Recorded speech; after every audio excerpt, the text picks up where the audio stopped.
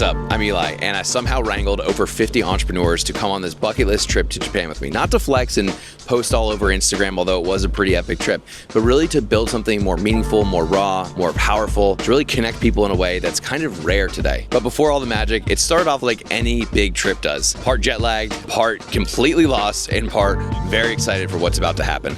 We just landed in Sapporo, and this is like the stuff that I live for. I get so excited to run these trips, and there's so much planning that goes into them. When we finally touch down and people are sending texts like, yo, when are you getting in? I just got here, room's amazing. Like, it's just so fun. A lot of people are shocked that I'll do something like this because it's just so much logistics. To get 53 people to fly across the world, deal with a bunch of entrepreneurs that don't pay attention to stuff. For me, it's just such a labor of love. Hey.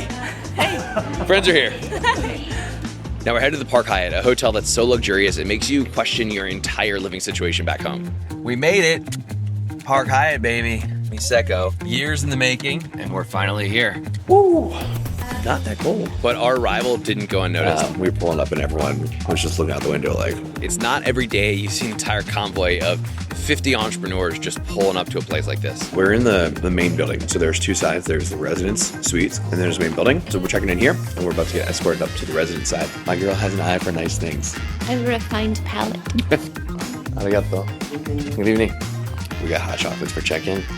You kidding me? Thank you.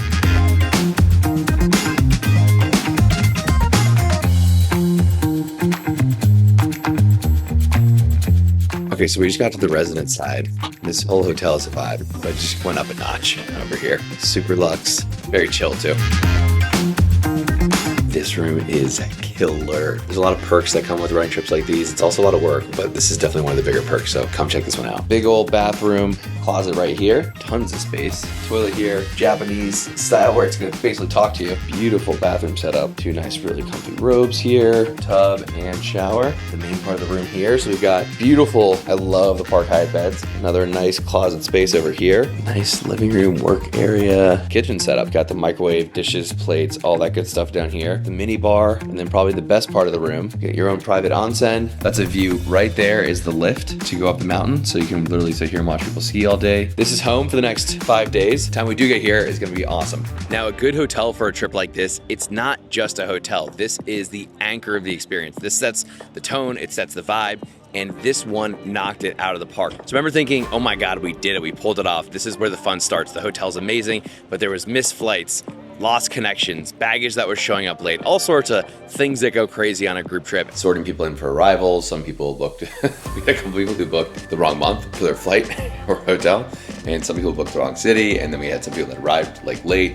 It's just gonna be a bunch of curveballs those days. Now this hotel is huge, so people are getting lost everywhere, which is another thing. So like, hey, dinner's here, and everyone's showing up like 10 minutes late, so we'll have to figure that out. And I wondered for a second, did I just go too big for this? Did I push it too far? Was Japan too big of a trip for this size of a group? Am I crazy? But then I remembered, Austin Powers doesn't know the word no.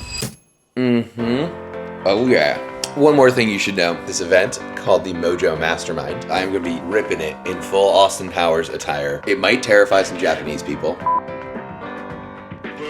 All right, so we are about to kick the mastermind off. I've got 55 people coming in the room right now. I look like a total idiot. It's gonna be a fun time. People are cracking up at me wearing Austin Powers, but it's gonna be good. We all like to grow businesses, but I want to bring a little bit more human connection, a little bit more depth, a little bit more realness, a little bit more of the purpose side. Yeah, with that, Dr. Glover.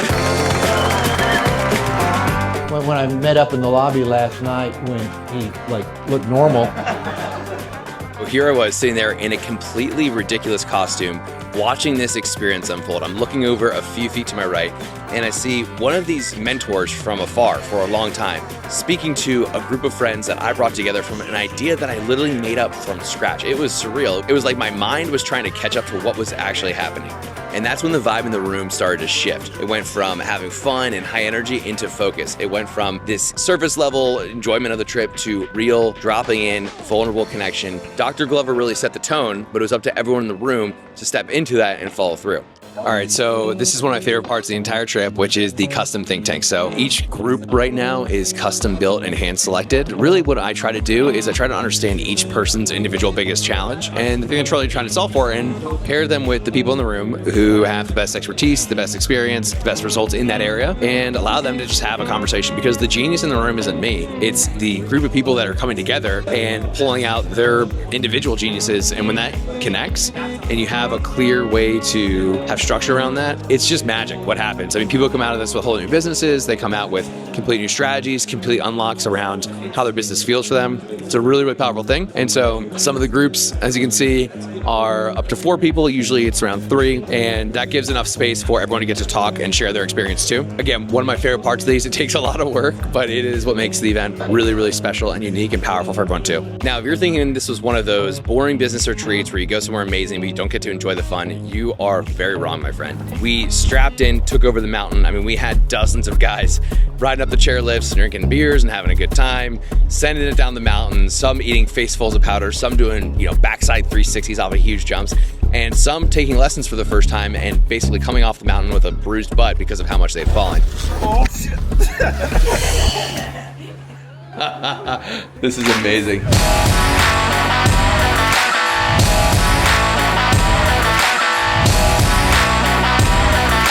All right, so we just finished up Monkey Carts, top 5 moments of our life, peak existence. This is one you can't miss. Definitely got to do it. We scared them with Austin Powers costumes. We almost ran them over with go-karts, and we certainly took over a lot of the bars.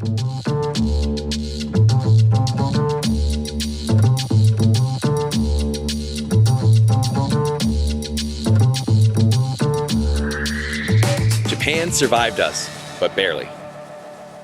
Both speakers absolutely crushed it. Peter Voogd was incredible, really, really embodies what he's talking about. Was really talking about creating freedom in your life with different systems and hiring and the mindset piece. The benefit for people is gonna be, there's multifaceted. There's gonna be the experience, the unforgettable memories, the skiing, the general ability to connect, the awesome hotel we're in, all that stuff matters. But when you set the right context around people and you really position the group to maximize each other the best way possible, to tap into the genius in the room, that's where the best results come from. And the Dr. Glover really brought in an aspect of vulnerability and connection that allowed people to set the tone for the trip, where there was just real opportunity to get to know the person first before the business owner. This was not just a mastermind. This was an experience that bonded us, that really created a sense of camaraderie and brotherhood.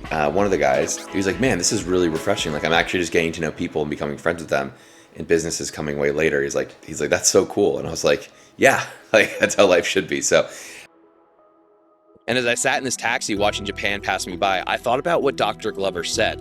Everything they do is intentional. Whether it's the bow, whether it's the way they line shoes up, whether they open the door for you. What he was talking about is how everything that they seem to do in Japan is so intentional. And that really hit me. I was like, wow, this entire experience that's happening here today is because I was really intentional, because we were all really intentional about what we wanted in our lives. I had a vision that I followed through on, and these guys, they were intentional enough to say, prioritizing these peak experiences, these kind of unforgettable moments, is a part of their life design. It wasn't something that happened by accident. And that level of intentionality of both curating these experiences, the think tanks, the speakers, the mastermind sessions, the dinners, all that stuff, but also leaving enough white space and enough room for conversations to unfold organically, for late nights to turn into best friends, those kinds of things, that all stemmed from the same idea, which was clear intentionality.